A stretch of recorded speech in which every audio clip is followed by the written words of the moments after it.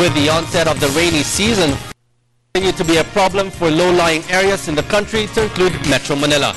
Government under the leadership of President Aquino is fully committed to provide solutions to ease the risk and reduce its impact on our daily lives. But all of us citizens of our country also have a responsibility to be part of the solution. Joining us tonight on NewsLife is Ms. Corazon Jimenez, General Manager of the Metro Manila Development Authority. Good evening, ma'am, and welcome to NewsLife. Good evening, Robert. Good evening, Kathy and Bianca. Ma'am, 2 times within a period of 1 week after Pag-asa declared officially the rainy season, Metro Manila was hit with heavy rains which caused flooding and traffic. Our people are asking, how is the MMDA implementing the flood control program in Metro Manila, and how many projects are being implemented as of now? Actually, we have a lot of projects, and you have heard Chairman Francis Tolentino giving you all the details of what our projects are. We have the rehabilitation of our pumping stations. We have a lot of repropping activities, dredging and silting of our riverways. Now, how true are reports that the implementation of some of the projects are delayed due to non-issuance of permits? That issuance of permits is actually about more of the traffic, no? And more of the rehabilitation of the roads, but not for the flood initiatives that we have. Ma'am, is the MMDA's cleanup of drainage systems in Metro Manila completed to include esteros and the creeks? Oh yes, definitely. This is what we have been doing. Actually, people have a very wrong impression that we are not doing anything. Actually, even before the typhoon season is there, we have already done a lot of declogging. This is on a daily basis. And we did a lot of stero bleeds for the past 3 weeks already. Does this include the dredging of the San Juan, Pasig, Marikina rivers?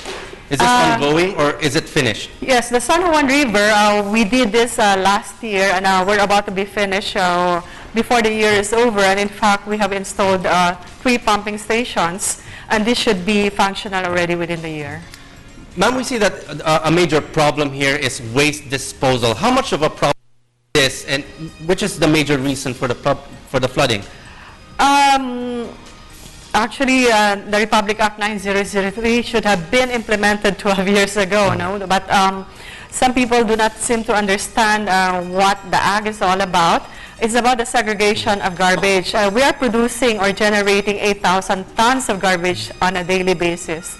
And we should be able to segregate some of this, so that the residual will be less when we bring them to the facility, the landfill. Does this continue to be a problem, and is the MMDA going to, let's say, start giving people penalties on this? Well, we are going to that direction, that we should already catch people who are throwing garbage indiscriminately, and in fact, the implementing rules and regulations for this is already in place, so it's up to the local government units, and of course, the MMDA is wanting to implement this fully.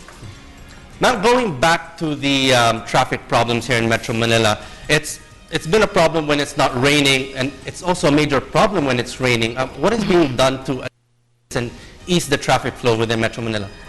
Well, the traffic has always been there, no? Whether there is a storm or it's a sunny day, But our problem is we have too many vehicles. EDSA is over-congested, no? Based on a study, we only need 1,600 vehicles to be plying the EDSA, but we have 3,850. So it's really a problem for us. Now, ma'am, Pag-asa says that we are on the onset of the rainy season now. How many pumping stations are there in Metro Manila, and can they handle the volume of water when a major typhoon or heavy rains hit in the future? We have 51 pumping stations plus 3, the one in the San Juan River. 20 big pumping stations are located in Manila, in Quezon City, in Makati. Also, but in the Kamanaba area, we have the 20 relief stations. They should work efficiently, but as I said in the beginning, we are rehabilitating the bigger pumping stations that would actually, the capacity is not anymore rainfall that we have. So expect that we are able to do this within the year. Ma'am, last year we've had a lot of typhoons, heavy rains, and the MMDA was able also to do a lot of emergency and operations. What did we learn from last year, and are we now fully equipped to deal with what's going to happen, let's say in the future, if there's going to be more heavy rains and typhoons? As we said, no, the Ondoy was actually a learning experience, and last year we had the Habagat, so I was very much part of the operation during the Habagat. We learned a lot of that lesson that people should be more conscious, no? If they are already affected, they themselves should decide to leave the area. So at MMDA, the chairman, Francis Tolentino, has organized this 800 rescue battalion members, the personnel of MMDA. So at any time, they are ready. In fact, tonight, they have been deployed in so many areas in Metro Manila. Are we fully equipped, and do we have enough manpower yes, to deal we with do. any situation? Yes, we do.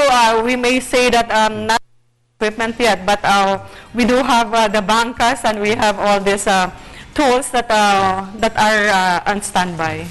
Now going back to traffic and the floods, any final words, ma'am, to our viewers and those in areas where flooding has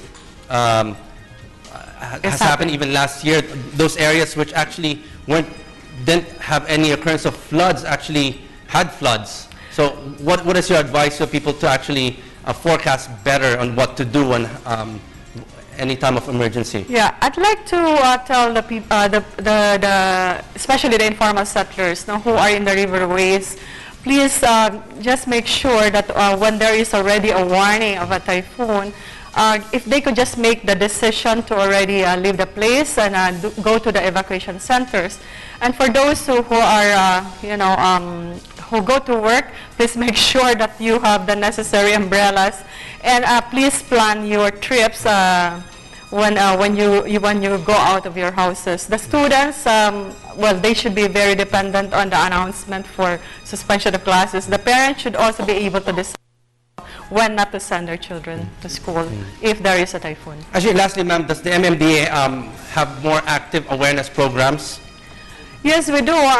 In fact, we do a lot of drills, and we started with the flood drills. We have the disaster preparedness drills, trainings, and all that. And at any time that the public or private institutions would like to have this kind of drills or trainings, please do let us know. Do you have a hotline? Our hotline is 136, or you can call us, or you can also tweet us, or use our various cell numbers at the Flood Control Information Center. Okay, on that note, thank you very much for joining us tonight here at NewsLife. That was Ms. Corazon Jimenez, General Manager of the Metro Manila Development Authority. Thank you, ma'am. Thank you very much, too.